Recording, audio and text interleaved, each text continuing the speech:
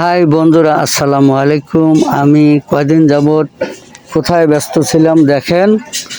আমি একটা বিয়ের জন্য খুব ব্যস্ত ছিলাম। তো এখানে এনজয় অনেক করেছি, কেউ কোনো মাইন্ড করবেন না। আমি কিন্তু খুব লজ্জা পেয়েছি। আমার শাড়ি জোরপূর্বক টেনে এনে আমাকে নৃত্য করার চেষ্টা করেছেন, কিন্তু তারপরেও আমি করিনি।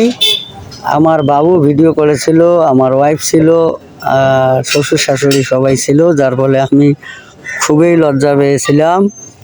তো তারপরও লজ্জার মাঝে একটু চেষ্টা করেছিলাম। তো এই ভিডিওটি আমি ছেড়েছিলাম, আমার কেমন জানি কপিরাইট ধরেছে, এজন্য মিউজিক সাউন্ড অফ করে আমার ভয়েস দিলাম। তো আপনারা ভিডিওটা বেশি বেশি করে শেয়ার দিবেন, এই আশা করি আপনাদের কাছে। আর ভিডিওটা শেষ পর্যন্ত দেখবেন, আমার রিকোয়েস্ট থাকলো আপনাদের কাছে শেষ পর্যন্ত দেখবেন। আসলে এই 3 মিনিট ভয়েস আমি কিভাবে দেব জানি না, তো আমি বেশি কিছু বলবো না, এটুকুই বললাম। তো আবারও বললাম, আপনারা বেশি বেশি করে ভিডিওটা শেয়ার করে দেবেন এবং শেষ পর্যন্ত ভিডিওটা দেখবেন। ভিডিওটা শেষ পর্যন্ত কিন্তু অনেক মজা আছে, দেখবেন। ওখানে নৃত্যে আমি ছিলাম, আমার 2 শালি ছিল এবং আমার ভাইরা ছিল, এবং যে 2 শালি নাচ করছিলেন তাদেরও কিন্তু হাজব্যান্ড ওখানে উপস্থিত ছিলেন। তারপরও নো মাইন্ডে আমরা সব করছিলাম।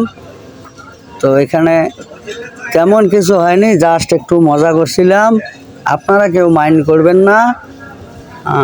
আসলে আপনারা যদি মাইন্ড করেন তাহলে আমাদের কাজ, আমার এই ফেসবুক প্ল্যাটফর্মে কাজ করা কোনো প্রকারে সম্ভব না। তাই সকল ভাই বোনদের উদ্দেশ্যে বলছি, আপনারা এই ভিডিওটা ফ্রি মাইন্ডে উপভোগ করবেন। আর সবাই দয়া করে আমাকে একটু ভালোবাসা দিয়ে যাবেন এই ভিডিওটার মাধ্যমে। আর যদি কোনো ভাই বোন আমার কাছে সাপোর্ট এখন পর্যন্ত পান নেই, এই ভিডিওতে কমেন্ট করবেন। আমি এই কমেন্ট ধরে সবার বাসায় যাব, সবাইকে ভালোবাসা দিয়ে আসবো ইনশাআল্লাহ, কথা দিলাম। আপনারা পাশে থাকেন, আমাকে পাশে পাবেন, 100% গ্যারান্টি। আর এই বিয়ের পারপাসে আমি 5-6 দিন থেকে কাউকে ভালোবাসা দিতে পারি নাই, এজন্য আমি আন্তরিকভাবে দুঃখিত। আপনার কেউ মন খারাপ করবেন না। আমি আজকের থেকে ফ্রি হয়ে গেছি, সবাইকে ভালোবাসা দেব এখন থেকে, আর টেনশন করবেন না। ইনশাল্লাহ আমার প্রতি ভরসা রাখেন। আমি সবাইকে যেভাবে প্রতিনিয়ত ভালোবাসা দিয়ে যাই, সবাইকে প্রতিনিয়ত ভালোবাসা দিয়ে যাব। হয়তোবা আমি এই বিয়ের পারপাসে ব্যস্ত থাকার কারণে সে ভালোবাসা দিতে পারি নাই, এজন্য আবারও আমি আন্তরিকভাবে দুঃখিত চেয়ে নিচ্ছি সবার কাছে। আপনারা ক্ষমার দৃষ্টিতে